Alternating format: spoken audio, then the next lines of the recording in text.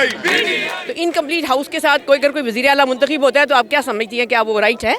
CM की candidate है, वो चोरी के मैंडेट के साथ आई है, लेकिन अंदर स्पीकर साहब का इतना आमराना रवैया था कि वो हमारी बात ही सुनने को तैयार नहीं थे। हम एमपीएस की तलाशी ली जाती है, हमें अपने साथ एक मेहमान भी अंदर ले आने की इजाज़त नहीं है। हमारे हाथ और ज़बान बांधकर ज़बरदस्ती की वज़ीर आला हमारे ऊपर मुसल्लत की गई है। अस्सलाम वालेकुम जी, नियो डिजिटल के साथ मैं हूँ रूबा अरूज। नाज़रीन, पंजाब असम्बली में वज़ीर आला के लिए इंतखाब का अमल मुकम्मल हो चुका है, लेकिन उसके बाद ऑपोजिशन जमातें सरापाए एहतजाज हैं। पंजाब असम्बली की सीढ़ियों पर एहतजाज किया जा रहा है, नारे लगाए जा रहे हैं। कुछ मेंबर्स हमारे साथ मौजूद हैं, बात करने की कोशिश करते हैं और जानते हैं कि एतराज़ क्या है। एहतजाज किया जा रहा है क्योंकि जो हमारे मेंबर्स हैं, जो कि मियाँ असलम इकबाल साहब हैं, हमारे भट्टी साहब हैं, उनको हॉल में नहीं आने दिया जा रहा, उनको ओथ नहीं दिया जा रहा, और जो इस वक्त नामुनासिब रवैया है पुलिस का बाहर, उसके ऊपर एहतजाज किया जा रहा है। और मेरे ख्याल में ये हमारा राइट बनता है। जो सीएम मुंतखब हुई हैं वो ठीक मुंतखब हुई हैं, वहाँ तो कोई धांधली नहीं हुई। हम लोग अंदर ही नहीं थे तो हम लोग उनको कैसे कह सकते हैं? सबसे बड़ी बात है, हमारा जमहूरी हक था, जो हमें वहाँ पे अंदर वोट भी कास्ट करना था, सारा था, लेकिन जब हमें सुना ही नहीं गया और हमारे मेंबर्स वो भी बाहर हैं और हमारी मखसूस नशिस्तें हैं उनको भी बहाल नहीं किया गया, तो अगर देखा जाए तो हाउस ही इनकम्प्लीट है।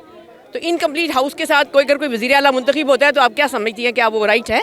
एक और मेंबर पंजाब असम्बली साइमा कमल हमारे साथ मौजूद हैं। बताइएगा, एहतजाज क्यों किया जा रहा है? क्या इंतखाबी जो अमल था सीएम का वो दुरुस्त नहीं हुआ? बिल्कुल भी दुरुस्त नहीं हुआ।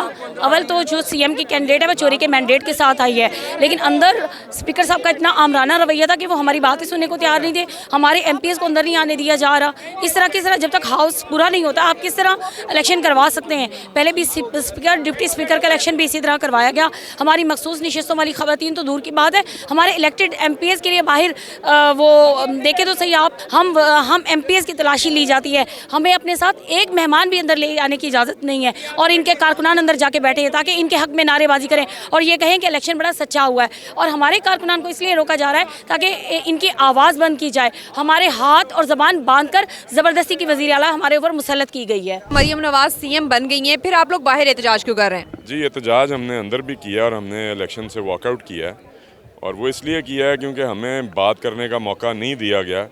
और जो हमारी एक डिमांड थी और बड़ी जस्ट डिमांड थी कि हमारे इलेक्टेड पार्लियामेंटेरियंस जिनका आज यहाँ पे होना, अपने वोट का हक का इस्तेमाल करना ज़रूरी था, जिनमें से एक अहमद रशीद भट्टी जो जेल में है, मियाँ असलम इकबाल जो कि हमारे पहले नॉमिनेटेड कैंडिडेट थे सीएम के, जिनको नहीं आने दिया गया, हम उनके हक के लिए बात करने की हमने कोशिश की और स्पीकर साहब ने हमें मौका नहीं दिया ये बात करने का, तो इसलिए हमने वॉकआउट किया। नाज़रीन, इस वक्त मेरे साथ जो मेंबर पंजाब असम्बली मौजूद हैं, नादिया कर, ये यंगेस्ट एमपीए बनी हैं और वो भी इलेक्शन लड़के, मखसूस नशिस्त पे नहीं है। कौन से हल्के से हैं, कितनी मेहनत की और असम्बली आने के बाद क्या इरादे हैं, बात करते हैं। अस्सलाम वालेकुम जी। अस्सलाम वालेकुम। मैं हल्का PP 277 डिस्ट्रिक्ट कोटा 2 से हूँ और अल्हम्दुलिल्लाह मैं इलेक्शन लड़कर यहाँ पर आई हूँ ख़ान की मैंडेट से, अवाम की मैंडेट से, और अल्हम्दुलिल्लाह यहाँ पर मैं अपने इलाके के लिए, अपने वसेब के लिए और सबसे बड़ी बात अपने मुल्क पाकिस्तान के लिए